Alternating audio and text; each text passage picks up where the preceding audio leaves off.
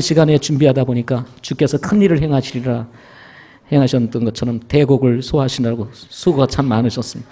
예, 쉽지 않은 곡인데 또 우리 찬양대 찬양 감사합니다. 우리 하나님께서 영광을 받으실 줄 믿습니다. 오늘 날씨가 추워서 그런지 다들 마음이 이렇게 웅크려져 있는 것 같습니다. 저도 그렇고 여러분도 그렇고 뭔가 이 추위에 좀 이렇게 마음이 위축되어 있는 것 같은 느낌을 일부 예배 때 느꼈습니다. 올해 우리 교회 목표가 변화와 도전과 변화입니다. 도전과 변화인데 제가 연초에 말씀을 드리면서 그랬습니다. 우리가 세상을 향해서 도전하지 아니하면 세상이 우리를 향해서 도전할 거다. 추위가 우리를 향해서 도전하고 있습니다. 이때 어떻게 해야 될까요? 우리가 추위를 향해서 도전할 수 있기를 바랍니다. 활짝 기지개를 피시고 이 추위를 이기고 우리가 뜨거움으로 주님을 예배하는 복된 시간 되기를 원합니다. 오늘 하나님의 말씀은 시편 1편 1절부터 6절에 있는 말씀입니다. 시편 1편 1절부터 6절에 있는 말씀 제가 먼저 읽겠습니다. 1절 제가 읽겠습니다. 경건치 아니한 자들의 계획대로 걷지 아니하고 죄인들의 길에 서지 아니하며 조롱하는 자들의 자리에 앉지 아니하는 사람은 복이 있나니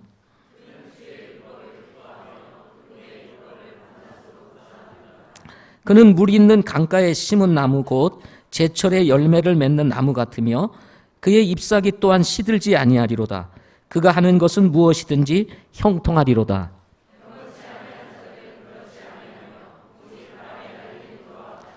그러므로 경건치 아니한 자들이 심판대에 서지 못하며 죄인들이 의로운 자들의 회중에 들지 못하리니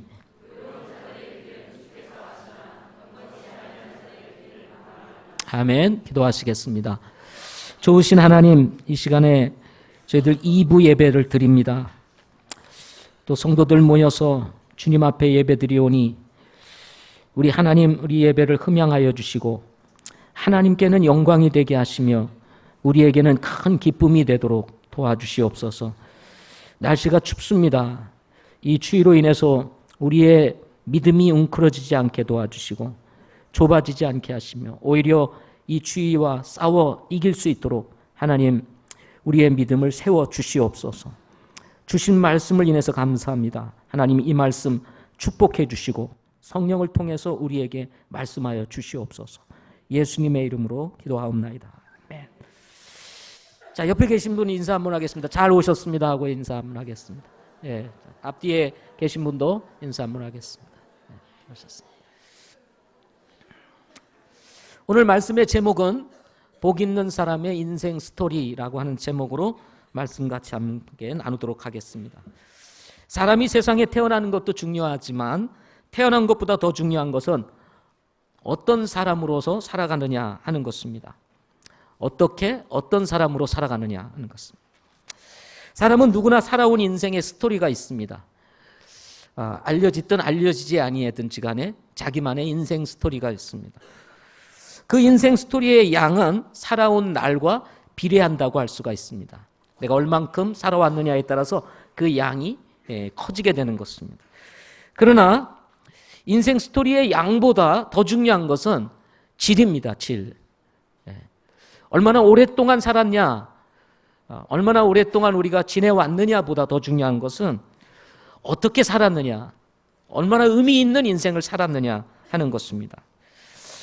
최근 90kg의 몸무게를 가진 아버지가 26kg 정도의 아들을 때려서 숨지게 한 사건이 화제가 되고 있습니다. 아들은 씻기를 매우 싫어했다고 합니다. 씻기를 싫어하는 아들을 두고 아버지가 매우 화가 났습니다. 그래서 씻어라 그럼에도 불구하고 씻지 않는 아이를 두고 열이 난 아버지가 결국은 권투를 하듯이 아이를 구타해서 그만 아이가 사망하고 말았습니다. 사망을 했는지 사망을 아직 하기 직전인지는 알지 못하지만 실컷 두들겨 맞은 아들이 그야말로 꼼짝 못하고 누워있는 상황 속에서 이 아버지는 아내와 함께 치킨을 시켜가지고 먹었다고 합니다. 아들이 죽어가고 있는 상황 속에서 부부는 아주 태연하게 치킨 한 마리를 시켜서 같이 먹었다. 아빠와 엄마로서 두 아이를 둔 부모입니다. 행복하게 살 수 있는 조건을 가지고 있는 분들이셨습니다. 아들, 딸 둘만 낳아 잘 기르자는 모토를 두고 생각해 본다 할지라도 행복을 위한 외적인 조건이 갖춰져 있는 부부가 아니었나 생각해 봅니다. 그러나 이분들의 인생 스토리는 듣지 않았으면 좋았을 것을 이라고 생각할 정도로 참으로 가슴 아픈 이야기로 우리에게 전해졌습니다. 이런 일들은 우리 주변 세상에서 많이 일어나고 있습니다. 그러나 반대로 많은 사람들에게 감동을 주고 복을 끼치는 사람들도 있습니다. 1968년 스웨덴 중남부 하보라고 하는 마을에 두 팔과 한쪽 다리가 짧은 중증 장애인이 태어났다고 합니다. 부모님은 아주 독실한 그리스찬으로서 자신이 낳은 아이를 하나님께서 주신 아이라고 확신을 하고 정상적인 아이와 같이 신앙으로 양육을 하며 키웠다고 합니다. 다리만을 가지고 수영을 할 수 있도록 수영을 가르쳤고, 짧은 다리와 정상적인 다리를 사용해서 십자수를 놓을 수 있도록 가르쳤다고 합니다. 두 손을 가지고도 하기 어려운 십자수를 다리를 가지고 십자수를 놓게 가르쳤다고 합니다. 이뿐만 아닙니다. 요리도 가르쳤습니다. 피아노도 가르쳤습니다. 우리는 피아노를 손가락만 있어야만 친다고 생각을 하고 있습니다. 근데 두 팔이 없는 이 아이가 피아노를 쳤습니다. 운전도 가르쳤습니다. 손이 없는 이 아이는 발을 사용해서 운전을 하는 법을 배웠습니다. 이 아이는 어머니의 신앙, 아버지의 신앙을 따라 신앙을 생활을 하면서 어린 시절 어린이 찬양대에서 찬양 지휘를 했다고 합니다. 어떻게 했는지는 잘 모르겠습니다. 아마 팔로는 할 수 없었으니 발로 찬양 지휘를 하지 않았는가 생각해 봅니다. 이 사람은 스웨덴 대표로 세계 장애인 수영 선수권 대회에서 4개의 금메달을 땄다고 합니다. 88년도 서울 올림픽에서도 아주 좋은 성적을 거뒀다고 합니다. 고등학교에서 음악을 전공하기를 시작하여 스톡홀름 음악대학 현대음악과를 졸업했다고 합니다. 대학 졸업 후 본격적인 가스펠 싱어로서 자기가 믿었던 하나님, 자신의 인생을 인도하신 하나님을 찬양하는 일들을 하기 시작했다고 합니다. 두 팔과 한쪽 다리마저 짧게 태어난 이 사람의 삶은 서서히 사람들의 마음을 감동시키기 시작을 하였고, 1988년 스웨덴 국영방송에서 목표를 향해 라고 하는 주제로 이 사람의 다큐멘터리를 방영하게 되었다고 합니다. 두 팔도 없이 한쪽 다리마저 짧은 이 한 사람이 인생을 어떻게 역경을 극복하고 성공했는지에 대한 삶의 스토리를 다큐멘터리로 제작을 해서 방영을 하게 된 것입니다. 이로 인해서 이 사람의 이름이 많은 사람들에게 알려지기를 시작하였고, 그리고 그 이야기를 듣는 사람들마다 감동과 함께 그 사람의 인생에, 사람들의 인생에 영향을 끼치기를 시작했습니다. 그녀는 다음과 같은 수기를 썼습니다. 발로 쓴 내 인생의 악보라고 하는 수기를 썼습니다. 이 수기는 프랑스, 독일, 네덜란드, 일본 등 9개국의 언어로 출판되어서 초대형 베스트셀러가 되었고, 특히 기독교 인구가 적은 일본에서 그녀의 책과 콘서트는, 가스펠 콘서트는 복음 전도에 지대한 영향을 미쳤다고 합니다. 세계 언론들은 그녀의 목소리를 두고 천상의 노래다라고 격찬을 하게 되었습니다. 이 사람은 이런 자신의 인생을 두고 이렇게 하나님 앞에 고백을 했습니다. 이 모든 것이 하나님 때문에 가능했다라고 말입니다. 이 사람의 이름은 바로 레나 마리아라고 하는 여인입니다. 이 여인은 남자도 아닌 여자의 몸으로 태어났습니다. 연약한 여자로 태어났음에도 불구하고 자신만이 가지고 있는 장애를 극복하고 감동을 주고 영향을 끼치는 세계적인 가스펠 가수가 되었던 것입니다. 지금 그녀의 나이는 47세, 중증 장애인으로 태어났지만 47년이 지난 지금 그녀는 정상인들조차도 넘기 어려운 장애의 한계를 극복하고 복 있는 사람으로 그녀의 인생 스토리를 적어가고 있다는 것입니다. 그녀는 1995년 비욘 클링베리라고 하는 사람과 결혼을 하여 현재 스웨덴 나카라고 하는 곳에서 아주 행복하게 살고 있다고 합니다. 이 여인의 스토리에 대한 이야기를 듣고 세계 각지에서 이 레나 마리아를 초청하여 가스펠 콘서트를 여는 나라들이 점점 늘어나고 있습니다. 우리나라에도 왔었죠. 우리는 앞에 두 이야기를 통해서 한 사람은 씻기를 싫어하는 아들을 때려서 숨지게 한 참으로 몰인정한 부모, 그러나 또 한 사람은 정말 자신을 극복하기 어려운 장애인으로 태어났지만 신앙의 힘을 이용하여 능력으로 장애를 극복하고 세계적인 가스펠 가수가 된 한 사람의 이야기를 여러분에게 전해드렸습니다.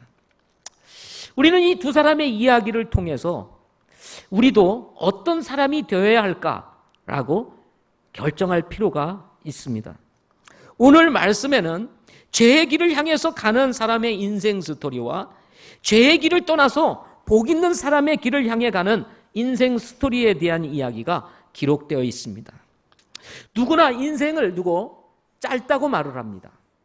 머뭇거리기에는 너무나 짧은 인생이고 허비하기에는 너무나 아까운 인생입니다.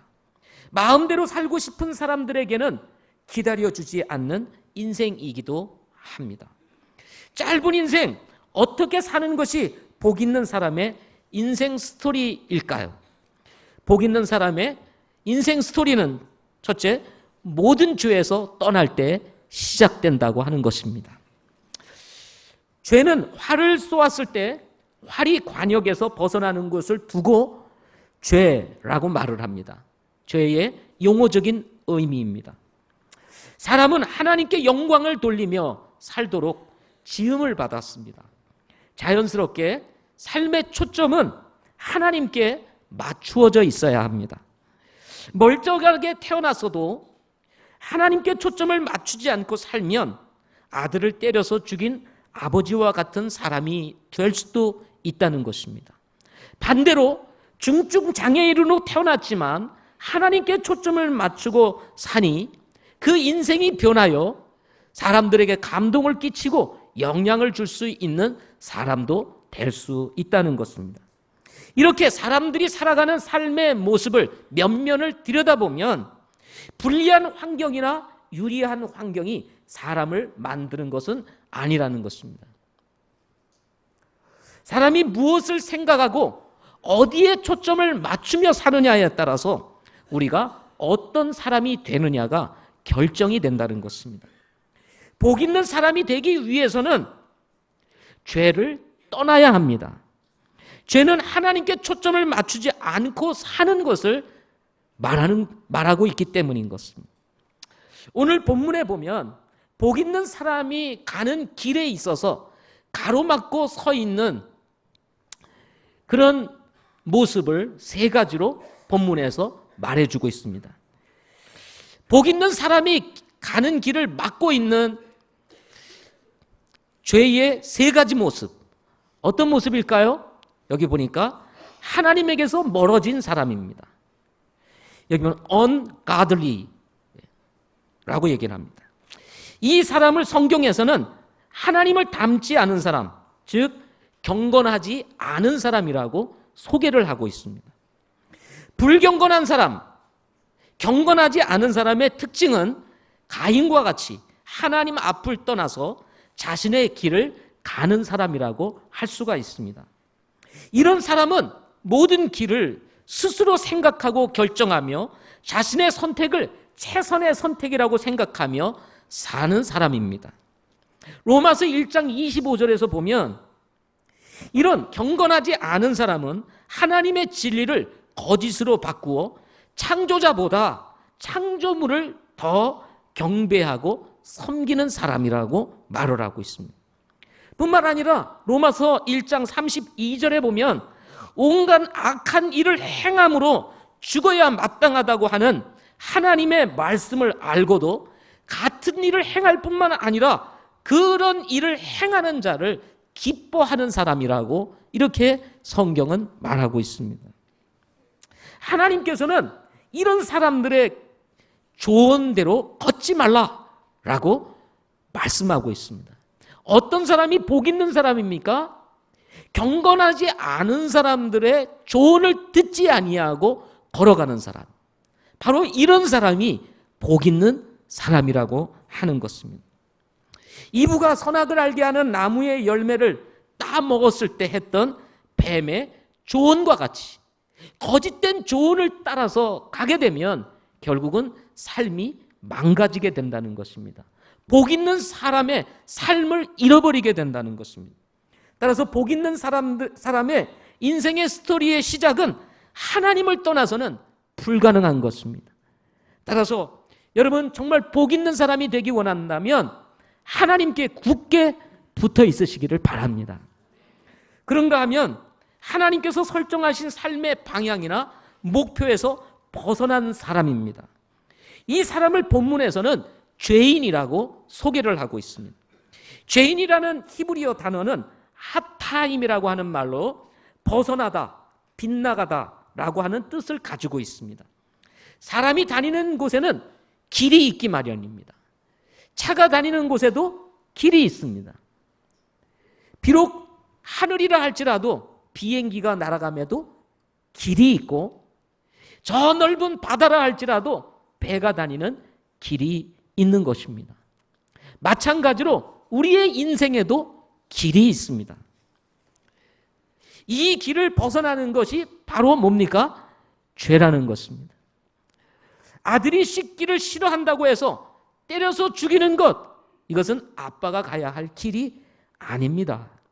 장애를 가진 것이 부끄러워서 인생을 포기하는 것, 이것도 사람이 가야 할 길이 아닙니다. 삶의 환경이 못마땅하다고 여러분의 인생을 저주하며 사는 것, 이것도 우리가 가야 할 길이 아니라는 것입니다. 하나님께서는 사람에게 각자 가야 할 길을 주셨습니다. 단순하게 그 길을 가는 것이 복 있는 사람이 되는 길이라는 것입니다. 성경은 복 있는 사람이 가야 할 길, 이 길도 one way, 한 길이지만 여러분 하나님의 제시하신 길과 방향의 목표를 떠나서 가는 이 죄인과 같은 사람들이 제시하는 길도 한 길입니다. 한 길. 따라서 예수 믿는 사람들도 두 길에 서 있는 거예요. 갈림길에 서 있는 거예요. 우리가 주님께서 제시한 길로 가지 아니하면 결국은 죄의 길을 향해서 가는 것이고, 주님께서 우리에게 주신 길을 향해서 가게 되면 복 있는 사람의 길을 가게 되는 것입니다. 여러분, 우리가 주님의 뜻을 따라가지 아니하면서 나는 괜찮아, 나는 아무 문제가 없어, 이렇게 생각하는 사람들이 많습니다.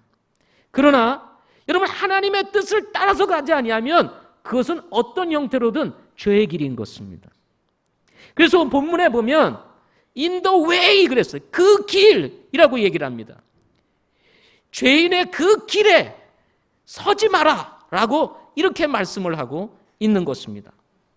잠언 3장 5절부터 6절에 보면 내 마음을 다하여 주를 신뢰하고 내 자신의 명철을 의지하지 말지어다. 내 모든 길에서 그분을 인정하라. 그리하면 그분께서 내 행로들을 지도하시리라 하고 말씀을 했습니다.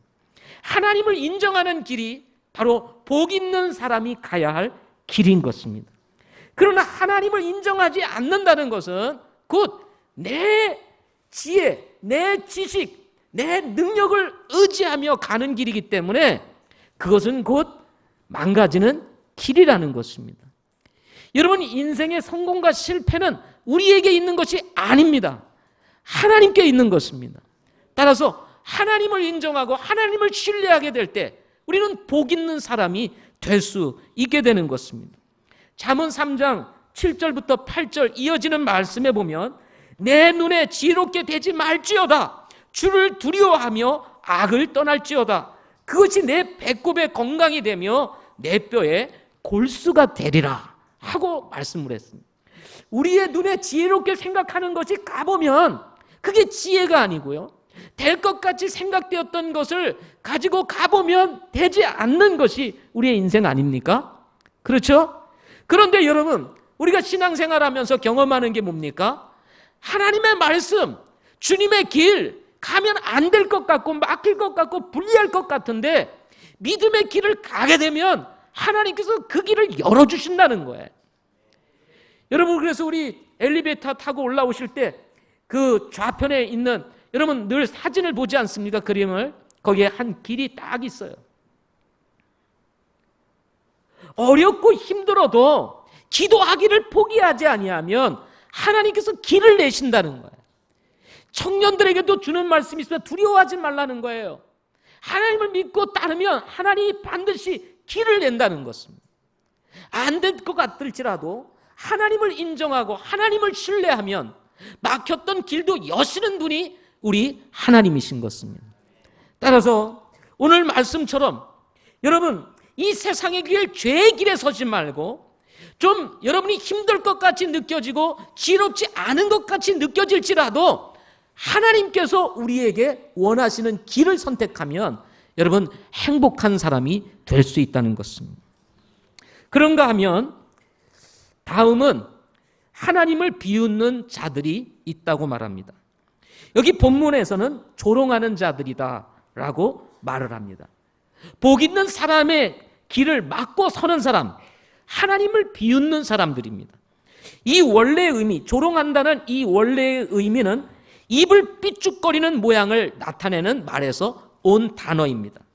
이는 하나님의 진리와 공의를 조롱하는 자들로서 하나님의 뜻을 행하고 순종하며 사는 성도들을 입을 삐죽거리면서 비웃는 사람들을 일컬어서 하는 말입니다. 다윗이 압살롬을 피해서 아들 압살롬이 반역을 해가지고 이 다윗의 자리를, 왕자를 이렇게 차지하게 되었습니다. 그래서 다윗이 위기를 느끼고 이 아들의 반역을 피해가지고 도망을 가는 사건이 사무엘서에 기록이 되어 있습니다. 근데 이 다윗이 도망가는 것을 보고, 아들을 피해서 도망가는 것을 보고 시므이라는 사람이 도망가는 저 다윗을 바라보면서 따라가면서, 성경에 보면 좀 멀찍이 서가지고는 따라가면서 다윗을 향해서 돌을 던지며 그리고 티끌을 날리면서 저주를 하면서 비웃었습니다. 하나님의 사람 다윗 아닙니까? 정말 하나님과 함께했던 다윗 아닙니까? 그런데 그 다윗이 도망가는 것을 보고 비웃으며 저주를 했던 시므이. 세상에는 이런 사람들이 참 많이 있습니다. 예수 믿는 사람들을 비웃고 믿음의 길을 향해서 가는 사람들을 비웃는 사람들, 저주하는 사람들이 있다는 것입니다. 그러나 하나님께서는 이런 자들의 자리에 앉지 말라고 우리들에게 경고하고 있습니다. 복 있는 사람이 어떤 사람입니까? 비웃는 자의 자리에 앉지 않는 것입니다. 그 자리에 앉지 않는 거예요. 이런 자리는 항상 위태롭기 때문인 것입니다. 여러분, 다윗이 도망갔죠.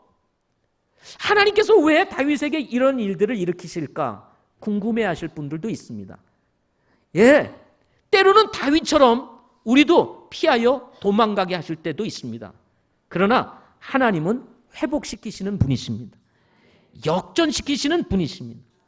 다윗이 나중에 다시 예루살렘 이제 왕궁으로 환궁을 하게 됩니다.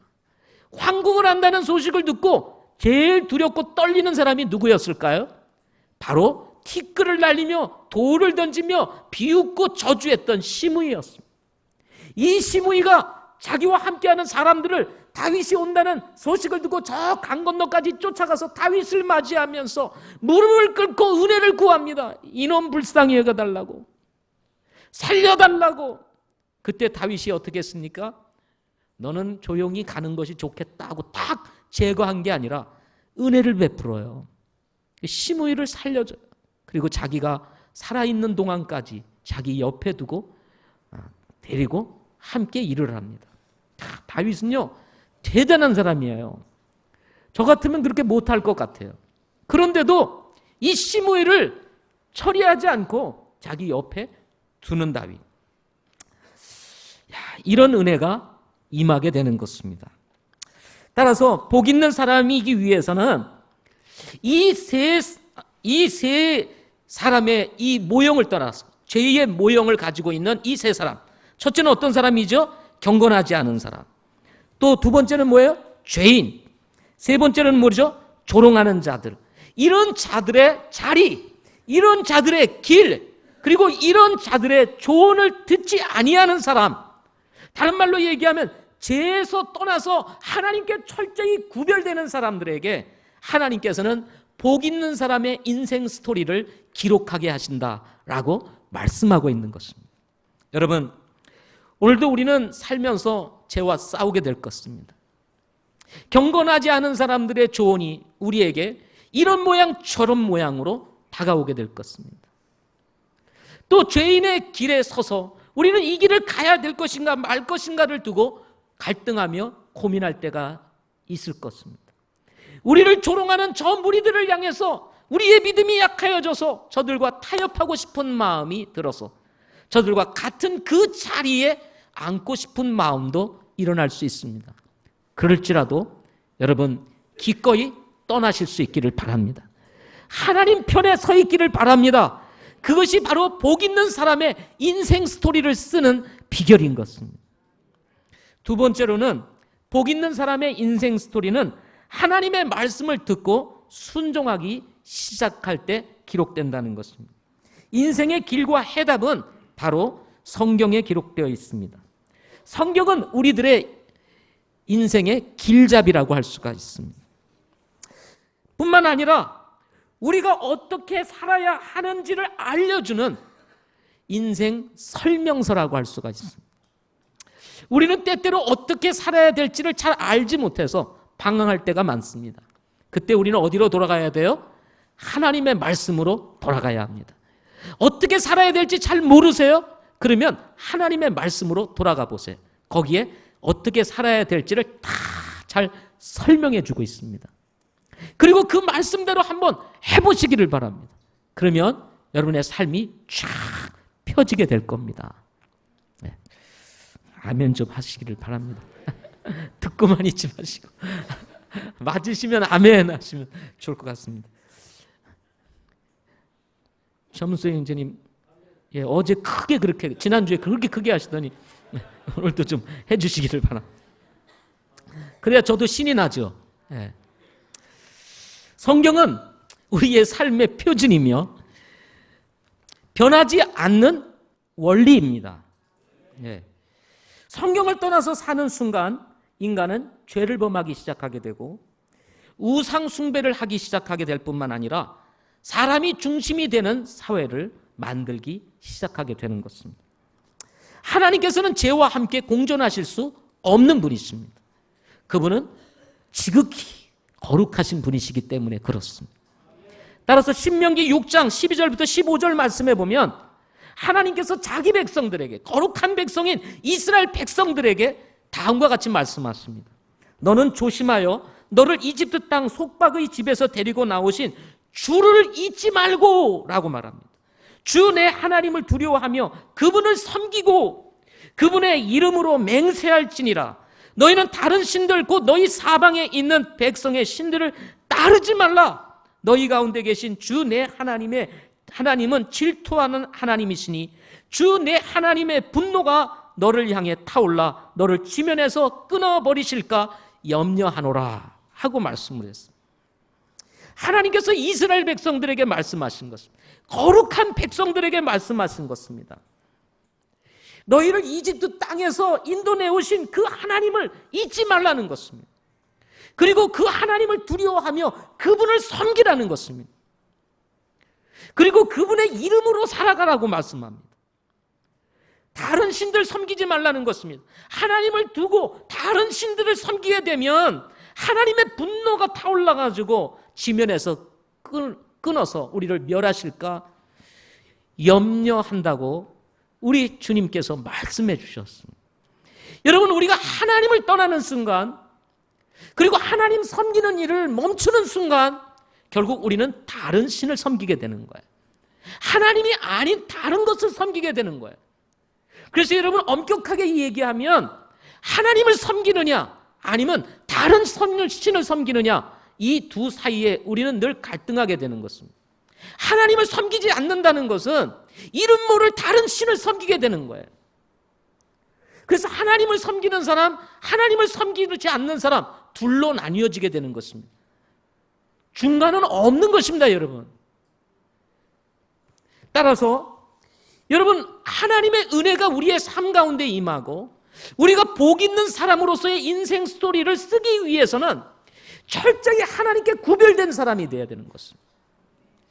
로마서 2장 8절 9절 말씀에 보면 논쟁하기 좋아하며 진리에 순종하지 아니하고 불의에 순종하는 자들에게는 경노와 진노로 갚으시리라.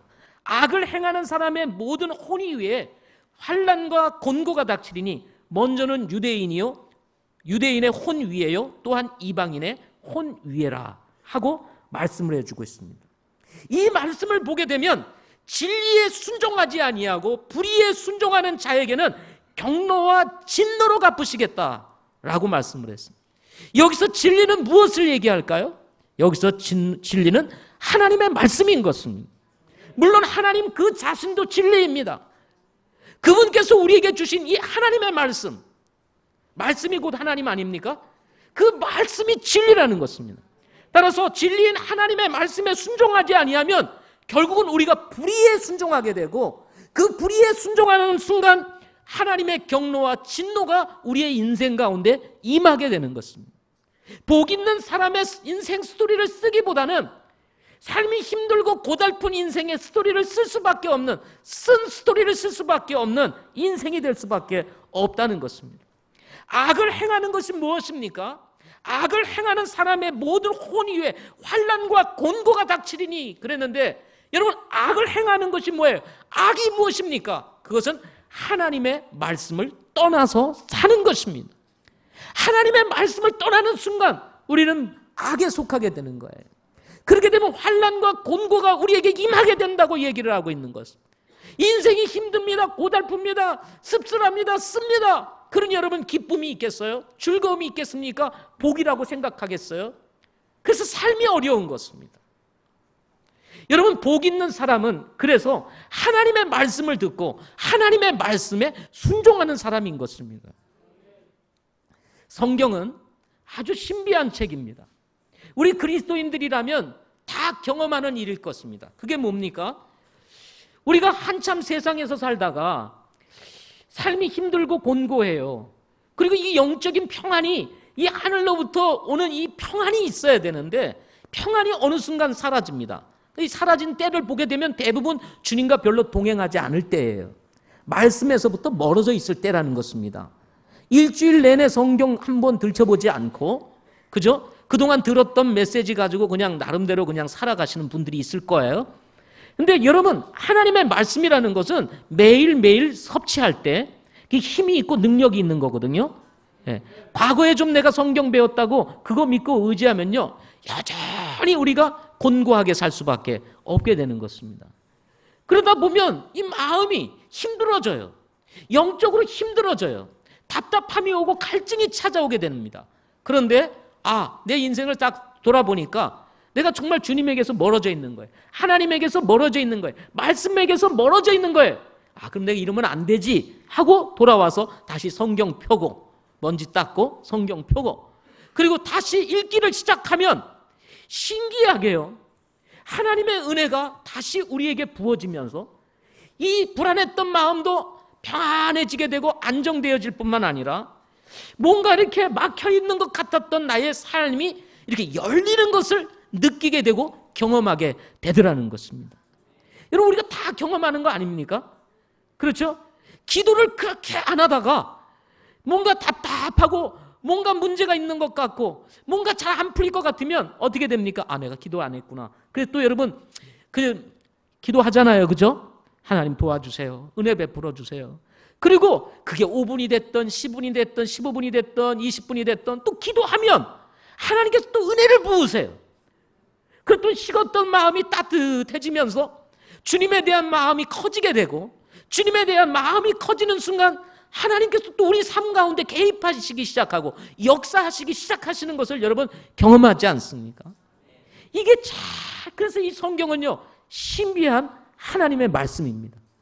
사람들은 그냥 많은 어떤 위인전같이 생각하지만 이 하나님의 말씀은 살았고 운동력이 있어서 좌우에 날 수는 어떤 것보다도 예리하다고 말씀했습니다. 우리의 영과 혼과 및 관절과 골수를 찔러 쪼개는 능력을 가진 게 뭐예요? 하나님의 말씀인 것입니다. 이 말씀이 우리의 삶에 스며들기 시작하게 되면 우리의 인생이 바뀌고 삶이 변하게 되는 것입니다. 어두웠던 삶이 밝아지게 되고 잃어버렸던 기쁨도 다시 회복이 되면서 복 있는 사람의 인생 스토리를 다시 쓰기 시작할 수가 있게 되는 것입니다. 레나 마리아, 여러분 아무리 생각을 해도 두 발이 없고 한쪽 다리는 짧아서 한쪽 다리로 겨우 설 수 있는 한 여인, 그가 무엇으로 기뻐할 수 있고 무엇으로 감동을 끼칠 수 있겠어요? 그런데 그의 삶이 하나님의 말씀에 기초를 두고 그의 삶이 하나님께 초점을 맞추고 말씀에 따라 살기 시작했을 때 그는 모든 장애가 가지고 있는 한계를 극복하고 오히려 그 장애가 사람들에게 관심을 끌게 만들고 그 장애가 오히려 사람들로 하여금 뭐예요? 집중하게 만들어서 더 큰 감동과 영향을 끼치게 만드는 기회가 되지 않았습니까? 우리는 각자 자기만이 가지고 있는, 자기만이 알고 있는 장애가 있을 것입니다. 한계가 있을 거예요. 그런 한계 앞에 때로는 우리는 절망하고 좌절하고 삶을 포기하고 싶은 마음도 들기도 하고 또 여러분 우리가 가지고 있는 어떤 이 인생에 대한 자신감 이런 것도 잃어버린 채 살아가고 있는지도 모릅니다. 그러나 그런 한계를 극복하고 주님의 은혜가 우리의 삶에 부어져서 포기하는 인생, 절망하는 인생, 정말 이제는 스스로 낙심하는 인생이 아니라 복 있는 사람의 인생, 희망이 넘치고 소망이 넘치는 사람의 인생을 살기 원한다면 여러분 우리가 말씀으로 돌아가야 한다는 것입니다. 자, 시편 1편 2절 3절 말씀 같이 한번 읽어보도록 하겠습니다. 시작. 그는 주의 율법을 기뻐하며 그분의 율법을 밤낮으로 묵상하는도다. 그는 물 있는 강가에 심은 나무 곧 제철에 열매를 맺는 나무 같으며 그의 잎사귀 또한 시들지 아니하리로다. 그가 하는 것은 무엇이든지 형통하리로다. 주의 말씀이 우리의 마음에 머물고 우리의 삶에 머물기 시작하게 되면 하나님께서 우리에게 형통하도록 하시겠다고 말씀을 하고 있습니다.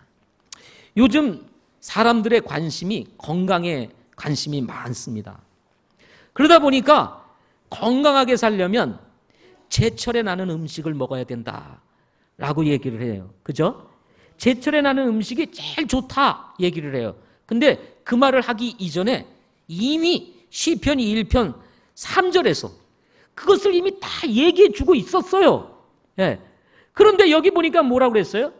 우리가 말씀에 순종하고 묵상하고 그 말씀을 주야로 묵상하고 그것을 행하게 되면 뭐라고 그랬어요? 제철에 열매를 맺는 나무 같으니 제철에 열매를 맺는 거예요. 다른 말로 겨울이에요. 겨울임에도 불구하고 우리의 삶에 이 겨울에 열매를 맺어요. 이것처럼 좋은 게 어디 있어요? 제철에 나는 열매가 제일 좋다며요. 그렇죠? 제일 좋다며요. 하나님께서 우리의 삶에 가장 신선하고 우리의 인생에 가장 영양가가 되고 그리고 우리의 삶을 가장 강건하게 붙들 수 있는 열매를 맺는 인생을 살 수 있도록 하나님께서 인도하시겠다고 말씀해 주고 있습니다. 이것이 어디로부터 옵니까? 하나님의 말씀으로부터 오는 거예요. 여러분 세상에 어떤 이론이나 사상이 제철에 나는 열매 맺게 하는 게 아닙니다. 우리가 겸손히 살아있는 하나님의 말씀으로 돌아갈 수 있기를 바랍니다. 잠언 13장 13절 말씀에 보면 누구든지 말씀을 멸시하는 자는 멸망하려니와 명령을 두려워하는 자는 보상을 받으리라 라고 말씀을 했습니다. 말씀을 멸시하는 자는 멸망을 합니다. 그러나 명령을 두려워하는 자는 보상을 받으리라 하고 말씀을 했습니다. 여러분, 보상받는 삶이 복 있는 삶입니까? 멸망하는 삶이 복 있는 삶입니까? 보상받는 삶인 것입니다. 에레미야 7장 23절 말씀에 보면 오직 내가 이것만을 그들에게 명령하여 이르기를 내 음성에 순종하라. 그리하면 나는 너의 하나님이 되고 너는 내 백성이 되리라. 너희는 내가 너희에게 명령한 모든 길로 걸으라. 그리하면 너희가 잘 되리라. 다시요. 너희가 그리하면 너희가 어떻게 하리라? 다시 크게요. 시작. 어떻게 하면요? 하나님의 말씀대로 걸으면, 우리에게 명령하여 이르기를 내 음성에 순종하라. 그리하면 나는 너희 하나님이 되고 너희는 내 백성이 되리라. 이 말씀의 원리를 우리가 좀 더 생각을 해보면, 우리가 하나님의 말씀에 순종하지 않는 순간, 하나님의 말씀을 듣지 않는 순간, 신부는 하나님의 백성인데 사는 것은 하나님의 백성과 같이 살지 않는 것과 같은 거예요. 그래 하나님의 은혜가 있겠어요, 없겠어요?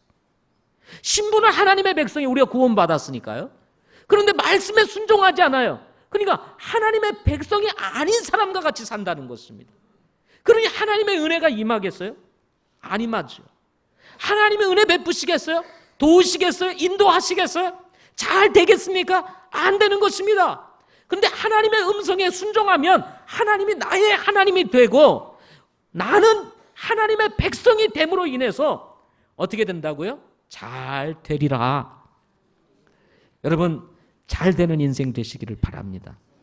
복 있는 사람의 인생 스토리를 기록하는 멋진 삶이 됐으면 좋겠습니다. 시편 119편 105절 말씀에 보면 주의 말씀은 내 발의 등불이요 내 길의 빛이니이다 라고 말씀을 했습니다. 우리는요, 길을 가야 할 때에 멀쩡한 대낮이라도 길을 잃어버릴 때가 참 많습니다. 차를 타고 다니시는 분들 잘 아시죠? 내비게이션 믿고 가다가 또 완전히 그냥 길 망가질 때가 있는 거 아시죠? 예. 그래서 안 믿고 가다가 내 지혜로 가다가 또 어려움을 당하고요. 그래서 내비게이션을 켜고 다니시는 분들 우리가 다 경험하는 거지만 그래도 내비게이션에 잘 순종하고 가는 것이 길 잘 찾아가는 길이다 이렇게 얘기를 하는. 그러면서 주는 교훈 하나 있지 않습니까? 내비게이션 말 듣는 것만큼만 하나님의 말씀 들으면 우리의 인생 정말 형통하다. 내비게이션 말만큼도 우리가 하나님의 말씀을 안 들어요. 그렇기 때문에 문제가 되는 것입니다. 하나님의 말씀은 내 발의 등불이라고 그랬습니다. 내 길의 빛이라고 말씀했습니다. 이 말씀만 쫓아가면 빛 대신 하나님께서 우리를 인도해 주신단 말이죠. 막히는 게 없어요. 걸리는 게 없어요. 하나님의 인도하심대로 가면 때로는 좀 후퇴하는 것 같이 보이고 때로는 고난이 오는 것 같이 보이고 때로는 막히는 것 같지만 하나님께서 반드시 길을 내신다는 것입니다. 반대로 경건치 않은 사람들은 어떻습니까? 오직 바람에 날리는 겨와 같다 그랬습니다. 바람에 날리는 겨는 어떻게 됩니까? 바람에 따라서 오른쪽으로 갔다 왼쪽으로 갔다가 그 다음에 앞으로 갔다 그러다가 어느 날 시궁창에 딱 들어가면 끝나는 게 바로 겨의 인생인 것입니다. 그래서 세상 사람들은요 기준이 없어요. 바람이 부는 대로 가는 것입니다. 세상에 바람이 부는 대로 이리 갔다 저리 갔다가 결국은 어느 순간에 딱 이제 멈추게 되면 거기서 인생이 끝나게 되는 것입니다. 경건치 않은 사람들의 인생은 이와 같이 바람에 날리는 겨와 같다는 것입니다. 잘 다니는 것 같습니다. 분주하게 다니는 것 같습니다. 그런데 소득은 없어요. 열심히 사는 것 같습니다. 뭐 되는 것 같습니다. 나중에 보면 아무것도 없습니다. 5절에 보니까 뭐라고 그랬습니까? 그러므로 경건치 아니한 자들이 심판대에 서지 못하며 죄인들이 의로운 자들의 회중에 들지 못하리라. 여러분 그래서 죄인을 부러워하지 마세요. 악인을 부러워하지 마시기 바랍니다. 아멘. 지난 수요일 날 제가 이런 말씀을 전했습니다. 악인은 잘 되는 것 같은데 왜 예수 믿는 사람들이 이렇게 힘들고 어려워요? 힘들고 어려운 게 아닙니다, 여러분. 악인이 잘 되는 게 아닙니다. 결국은 의인의 회중에 들지 못합니다. 그들은 심판을 받아서 결국은 영원히 멸망당할 것이라고 성경은 말씀하고 있는 것입니다. 그러므로 여러분 현재의 나의 삶에 대해서 부정적으로 생각하지 마세요. 하나님이 선하시다는 사실을 믿는다면, 하나님이 공의로우시고 선하신 하나님이라는 사실을 믿는다면 하나님은 지금 여러분에게 있어서, 나에게 있어서 최선의 환경을 주시고 계시다는 것입니다. 이 환경을 통해서 우리는 하나님이 어떤 분이신지를 알아야 되고, 하나님이 나에게 원하시는 것이 무엇인지를 발견하도록 주신 환경이라는 사실을 믿고 여러분 기쁨으로 나가시기를 바랍니다. 오히려 여러분이 생각하는 그 불리한 환경이 오히려 감동과 영향을 끼칠 수 있는 기회일 수 있다는 것입니다. 인생은 짧습니다. 어느 날 주님께서 오실 때 하나님 앞에 우리 모두는 서게 될 것입니다. 죄인이 의인의 회중에 들지 못한다는 말씀이 무엇입니까? 결국 심판을 받게 되고 무서운 불호수에 들어가게 된다는 것을 성경에서 말씀하고 있는 것입니다. 복 있는 사람과 경건하지 아니하는 사람의 차이점, 그것은 무엇일까요? 끝이 다르다는 것입니다. 뭐가 달라요? 끝이 다릅니다. 이유는 하나님은 영원하시지만 우리의 인생은 짧기 때문에 그렇습니다. 영원하신 하나님, 불변하시는 하나님, 그분을 우리가 의지하지 아니하고 잠시 있다가 사라지는 우리의 인생을 의지하고 믿고 살다가 여러분 망하는 길 가지 마시고 영원하신 하나님 붙잡고 복 있는 사람의 인생 스토리를 기록하는 여러분들이 되시기를 바랍니다. 결론적으로 6절에서 이렇게 말씀합니다. 의로운 자들의 길은 주께서 아시나 경건치 아니하는 자들의 길은 어떻게 하리라? 망하리라. 의로운 자들의 길은 주께서 어떻게 하신다고요? 아신다 그랬습니다. 여러분 믿는 성도로서 살아가면서 혹시 여러분 남들이 알지 못하는 어려움과 고난이 있으세요? 그 고난을 겪으면서도 주님 바라보고 여러분 주님의 말씀에 순종하기 원하고 듣기 원하고 따라가기 원하는 마음으로 살아가세요? 하나님이 그거 아십니다. 하나님은 다 아세요. 예. 하나님 모르시는 게 아닙니다. 아세요. 그렇기 때문에 우리에게는 뭐가 필요합니까? 기다림이 필요한 거예요. 인내가 필요한 거예요. 그러나 경건치 아니하는 자들은 결국 그 길은 어떻게 돼요? 망하는 것입니다. 바로 이것이 결론입니다. 복 있는 사람의 인생과 경건하지 않은 사람의 인생. 어떤 사람이 복 있는 사람입니까? 말씀 안에 머물러 있는 사람입니다. 하나님께 초점 맞추고 사는 사람입니다. 그리스도 안에 머물러 있는 사람입니다. 환경을 따라가지 아니하고 상경이 어떠하든지 상관없이 주님을 바라보고 가는 사람, 이 사람이 복 있는 사람이라는 것을 믿고 여러분 2016년도 복 있는 사람의 인생 스토리를 기록할 수 있는 저와 여러분 되시기를 바랍니다. 기도합니다.